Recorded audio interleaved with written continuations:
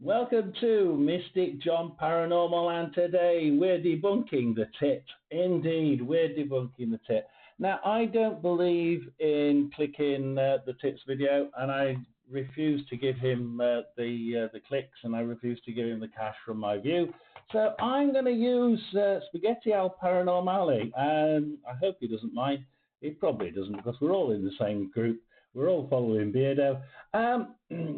So I'm going to play his video, give him the 2p, why not? So what are we looking at? We're looking at we're looking at Candlegate. We're absolutely looking at Candlegate. Now, we're going to look at this a little bit more clearly than what a lot of people are doing, because actually there's a few bits in here people are looking at and thinking, yeah, that's a bit odd, that's a bit odd. Let's just look at the video quickly. If I can get that working now, and let's see how this starts to happen. So here we are with the guy himself calling out the spirit. I'm not going to put the voice on here. We're going to really look at the image itself. Now, as you can see, the first thing that I notice here, just looking at it, is the fact that there's a problem, and it's where we see the shadow.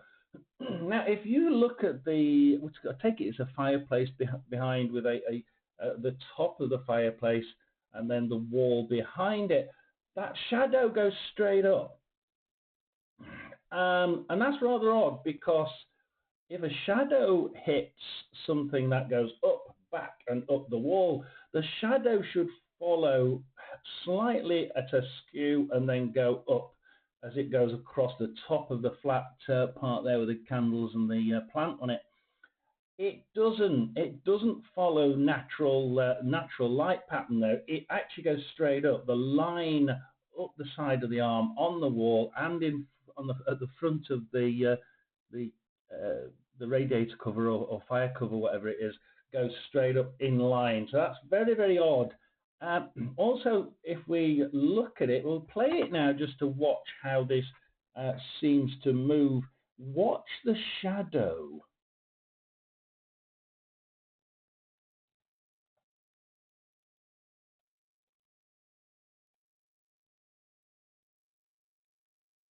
Now, I'm sure you've seen there that actually if we just move back to my screen, what you see there is the shadow stays exactly the same. Also, unusually, the shadow isn't from candle to arm and straight. So is there a light back here that is lighter than the candle? And I would probably debunk that as being that there's a light possibly behind here that we're not seeing, and it's actually daytime and he's put night vision on, but there's a light over here that's brighter than the candle, and it is producing a shadow, light, dark, that is far greater than what you'll see from the candle. There should be somewhere, right, because we're in line between us, the candle, and the back wall. So actually we wouldn't see, if we pull that back up, and you see let's pull it back a little bit so we get the tit out of the way. If you look at it, the angle from us and the camera, if we draw a line from where you're looking now at the screen towards the candle and towards his arm, you see the shadow from the candle would actually be hidden by his body, because it's almost in direct line between the camera, his arm, and the wall. So that shows to me that there is indeed something behind here that is a lot brighter. So we can debunk the fact that that is not moving. The shadow won't move because there's something behind him that is a lot lighter. So that's my first debunk. The shadow doesn't move because it won't do. There's something brighter facing him. It's daytime, and he's been caught out on that one. Using nighttime vision, I really don't know why they use nighttime vision, apart from the fact that it's a little bit more grainy. and they're going to hide things when it's daytime. So it's a little bit, that's a little bit, for me, that's a red flag. You know, why is he using nighttime vision during the day when he's got a nice bright light over here shining straight at him that is obviously greater than the light from the candle? Yeah, great one, Tip, great one.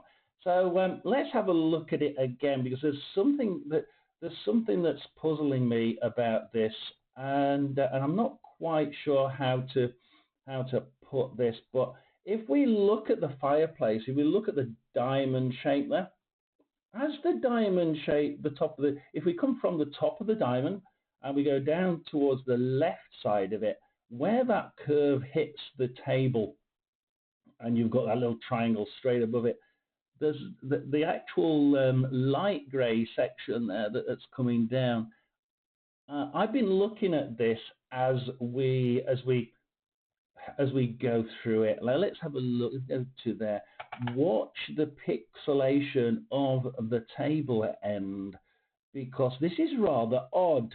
And if you draw a line between that pixelation, which does change, by the way, to the candle, you see little bits of flickering of pixelation all the way between the edge of the table and the candle. But this is actually the wrong side of the table to be pulling it. You'd have to push it from there. So this is one thing that I'm going to say. Something as we play. Let's just play it first, just to show you as it happens.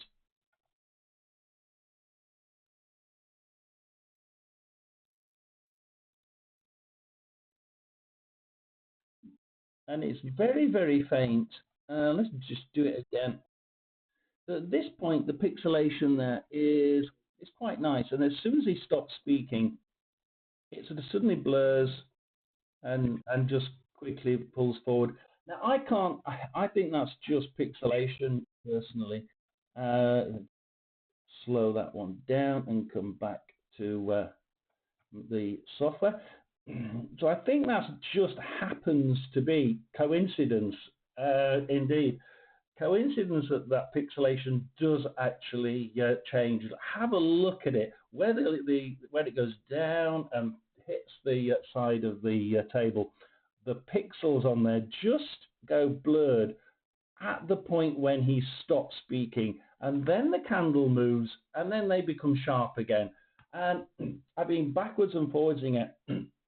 You definitely get a blurred section appear just after he's finished speaking, as it moves, and then the blurred bit finishes, and the pixelation on the top of the table also changes. It's as if somebody's actually pushing it, and as if we've got a very small gap to be pushing it with. Now, the problem with that is that how on earth, I mean, you can get somebody under the table, but it's a lot of fuss and it's a lot of awkward positioning to try and get that to work. So I think that is a possibility.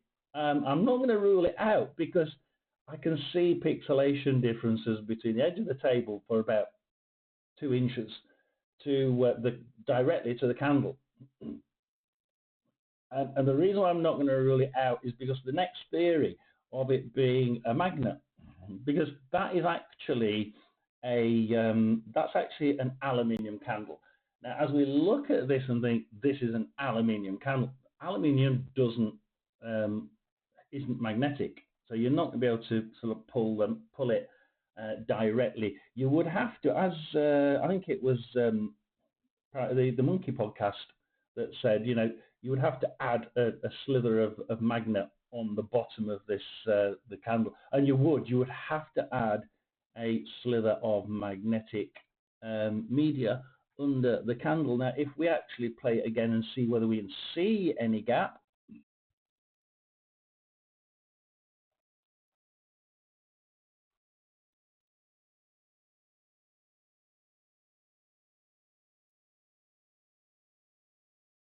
We go back to there. We'll go back to there. Let's see if we can find any form of gap. I don't think we're anywhere near close enough.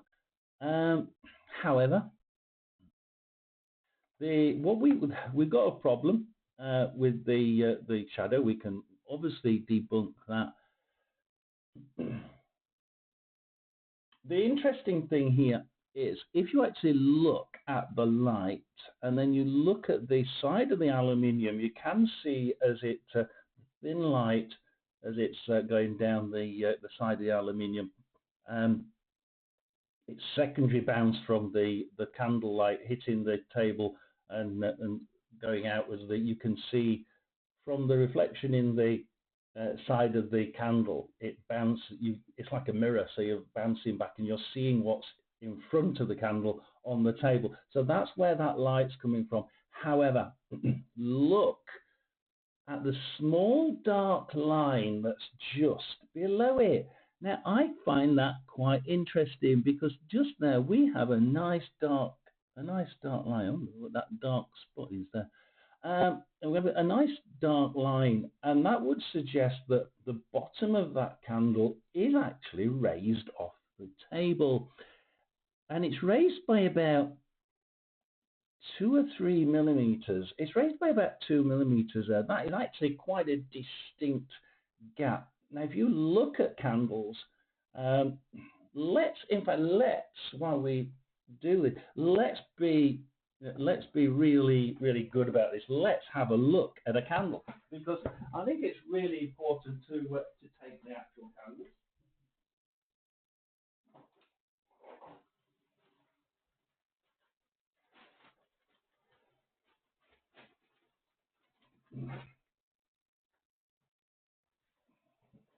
So here's a normal candle.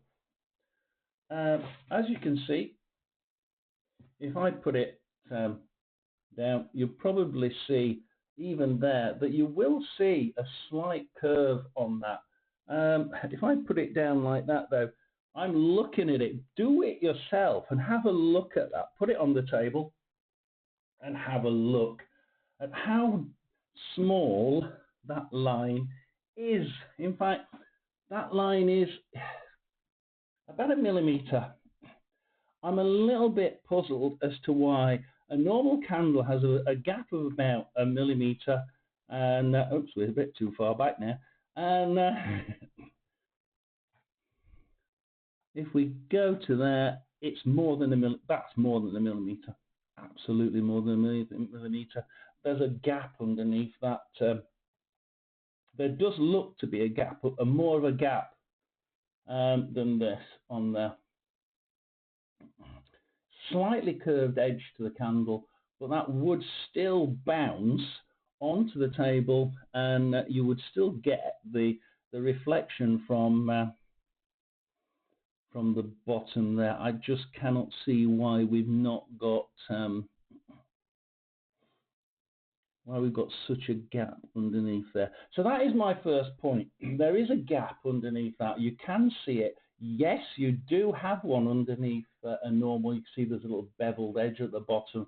That could be, as insane as you think, it could actually be that is where the gap's coming from, that normal edge on the bottom. You can see it there.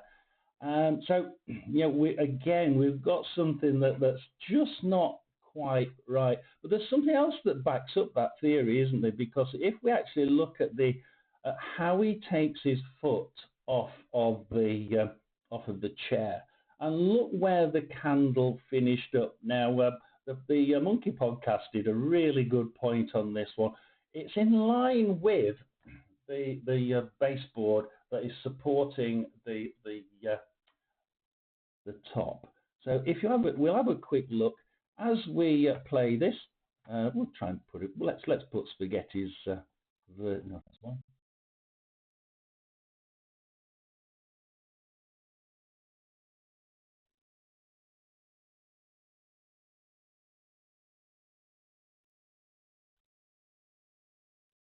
So he bangs it on. It moves.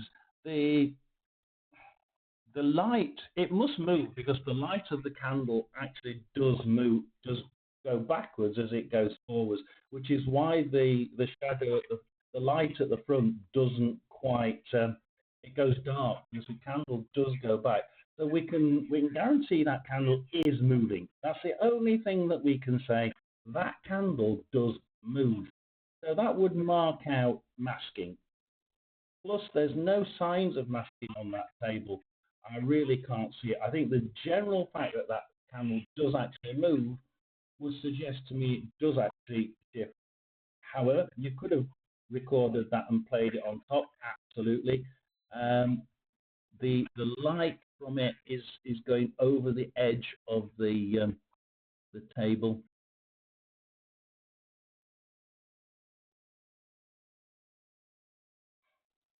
The dark. I'm not quite sure about the shadows of the light from the candle.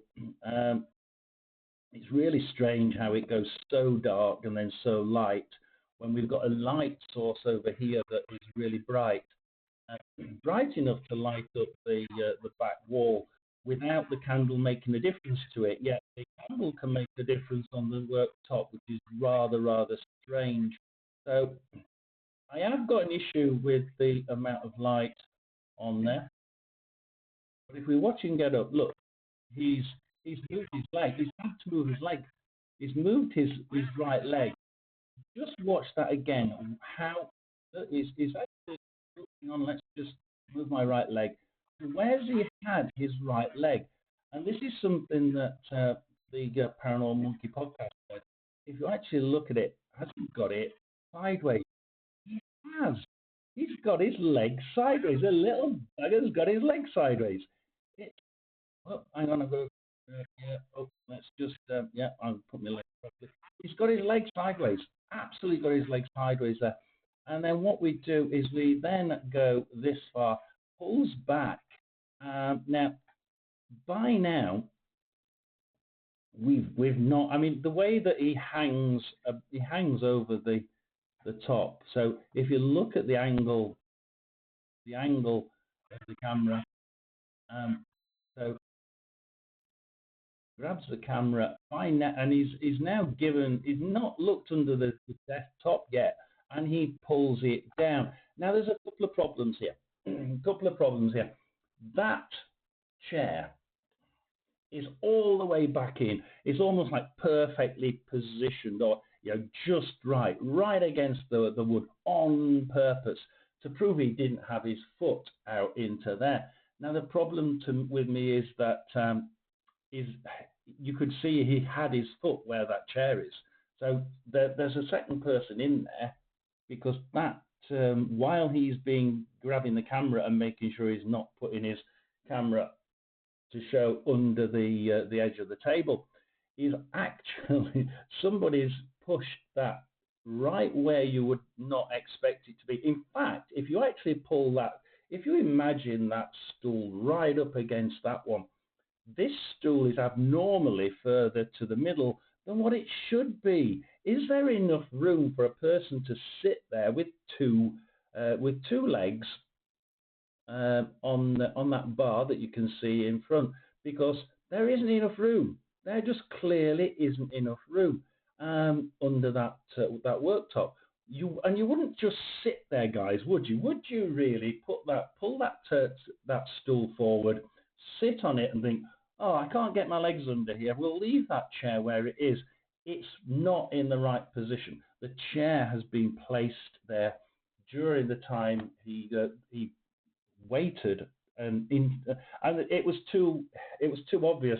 When he grabbed the camera, as you can see, he grabbed the camera, and he refuses to drop the camera below the work surface. Look, hang on a little bit there, pulls it back up again. Give a few seconds and down. And in fact, let me just listen for us.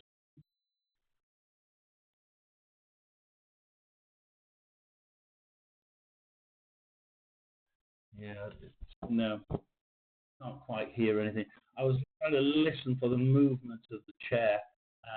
We may have to listen to one or two of your others there, one or two of you, and see what you think of it. Is there a noise there of the chair being pulled in?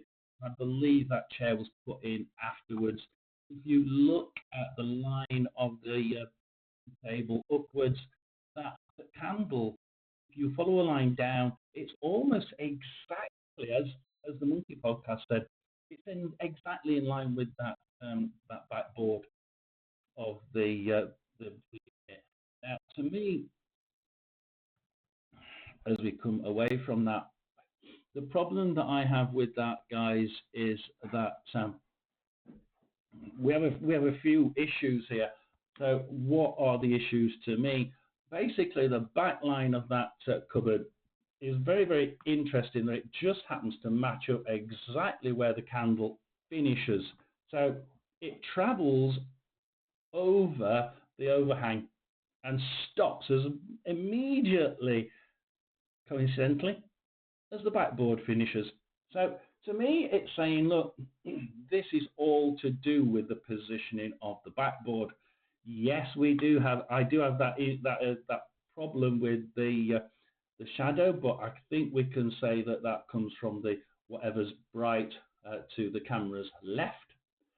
However, do have also an issue with the fact that the flickering of the candle seems to be causing a little bit too much of a dark light contrast, because we know there's a bright light here, and that should be overpowering a lot of that flash from the candle. But we really can't make. The only thing we can say from that is that it's highly probable that candle was actually moving. We see the flame move around and the shadows alter underneath. Whether that's being recorded some of the time and put on top, it is possible. However, the table itself doesn't have much odd pixelation, apart from the one that we saw on the edge. There is a small section on the edge, about 2 inches wide, which does appear to pixelate as it's moving, and then unpixelate and go nice and sharp straight afterwards. Nobody seems to have picked up on that. And then between that section and the candle, there's a little bit of pixelation during its movement. So it could have been pushed. It could have been pushed. However, pushing a candle in that situation, I'd love to know if anybody thinks how the hell they could do it, because I don't think it was a wire pulling it. There's no pixelation at the other end, and you can't really see the other end, which is an issue, isn't it?